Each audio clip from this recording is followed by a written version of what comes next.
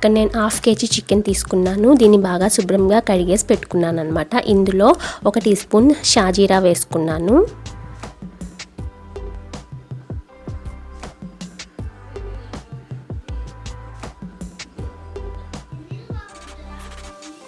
రెండు టీ స్పూన్ల అల్లం చిన్నులపాయ పేస్ట్ వేసుకోవాలి. కొంచెం కొత్తిమీర, కొంచెం పుదీనా,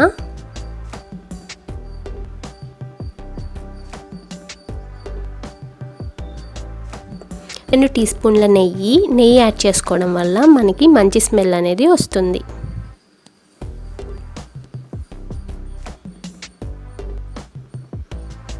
రెండు టీ స్పూన్ల నూనె వేసుకున్నాక ఇవి అన్నీ బాగా కలిసేటట్టు బాగా కలుపుకోవాలన్నమాట. మనం ముక్కని పిసుక్కుంటా కలుపుకుంటే ఈ అల్లం చిన్నులపాయ పేస్ట్ అనేది ముక్క లోపలికి బాగా వెళ్తుంది.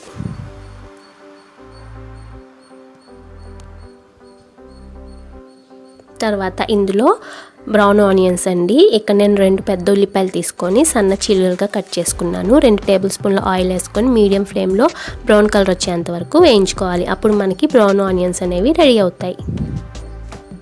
ఇవి కూడా వేసి బాగా కలుపుకున్న తర్వాత ఇందులో 2 టీ స్పూన్ల కారం, మీరు స్పైసీకి తగ్గట్టు యాడ్ చేసుకోండి. ఈ బిర్యానీ కారంగా ఉంటేనే టేస్టీగా ఉంటుంది. 1 టీ స్పూన్ ఉప్పు, 1 టీ స్పూన్ ధనియాల powder, 1 teaspoon garam masala,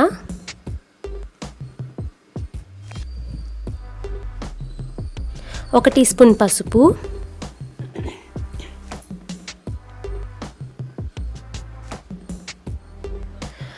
5 లవంగాయలు, 1 జాపత్రి, 2 బిర్యానీ ఆకు, 1 అంగుళం చెక్క, 1 జాజికాయ, 4 యాలక్కాయలు వేసుకొని ఈ మసాలా కూడా బాగా కలిసిపోయేటట్టు ప్రతి ముక్కకి పట్టాలండి. బాగా కలుపుకోవాలి.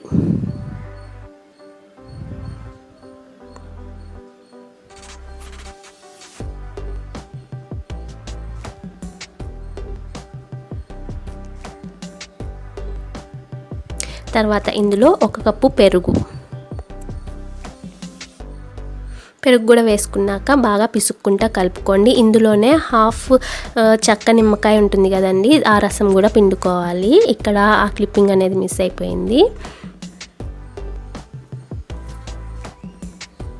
అన్నిటిని బాగా ఒక 10 నిమిషాలు ఇట్లా పిసుకుతూ కలుపుకుంటే మనకి ముక్క లోపలికి అన్నీ వెళ్ళిపోయి బాగా టేస్టీగా ఉంటుంది. దాన్ని మనం మ్యారినేట్ చేసి పెట్టుకున్న దాన్ని 1 అవర్ పాటు నానబెట్టుకోవాలండి. ఫ్రిడ్జ్లో అయినా పెట్టుకోవచ్చు, లేదంటే విడిగా అయినా పెట్టుకోవచ్చు.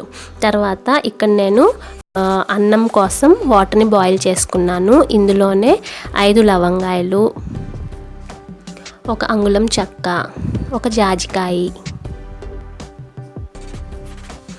అనాస పువ్వు, 2 యాలక్కాయలు,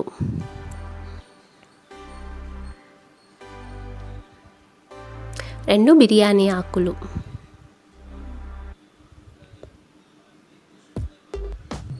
కడిగి పెట్టుకున్న బాస్మతి రైస్. ఇక్కడ నేను హాఫ్ కేజీ చికెన్ తీసుకున్నాను కదా, హాఫ్ కేజీకి 3 గ్లాసులు అంటే మనము బియ్యం గిద్దతో వేసుకుంటాం కదా, బియ్యం గిద్ద, అది 3 గిద్దలు అయితే సరిపోతుంది. ఇందులోనే 1 టీ స్పూన్ ఆయిల్,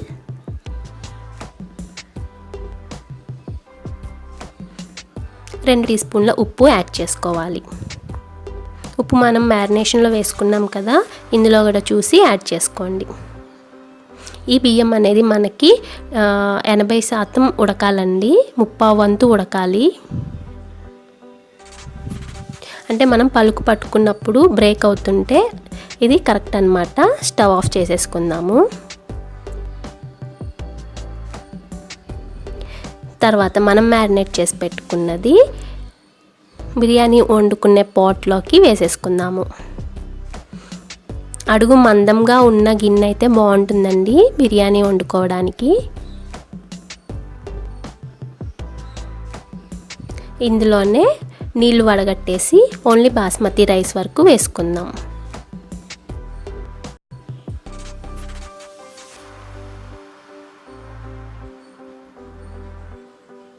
పైన బాగా పరుచుకోవాలి అన్నాన్ని.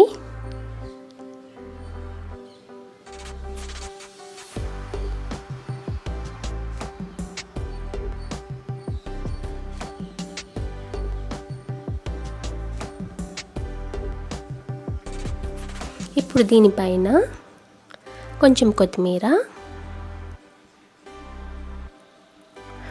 కొన్ని పుదీనా ఆకులు, వేయించి పెట్టుకున్న జీడిపప్పు, ఇది ఆప్షనల్ అండి, జీడిపప్పు వేయకపోయినా బాగానే ఉంటుంది. అలాగే 1 టీ స్పూన్ నెయ్యి.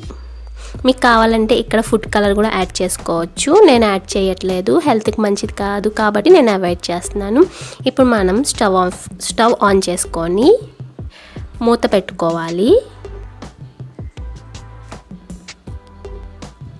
ఫస్ట్ 2 నిమిషాలు హైలో ఉంచుకుందాము. మనం పెట్టుకున్న మూత కూడా ఫుల్గా కవర్ అయిపోవాలండి, ఎక్కడ గ్యాప్ ఉండకూడదు, ఆవిరి అనేది బయటికి వెళ్ళకూడదు అనమాట. అలా అయితే బాగా కుక్ అవుతుంది.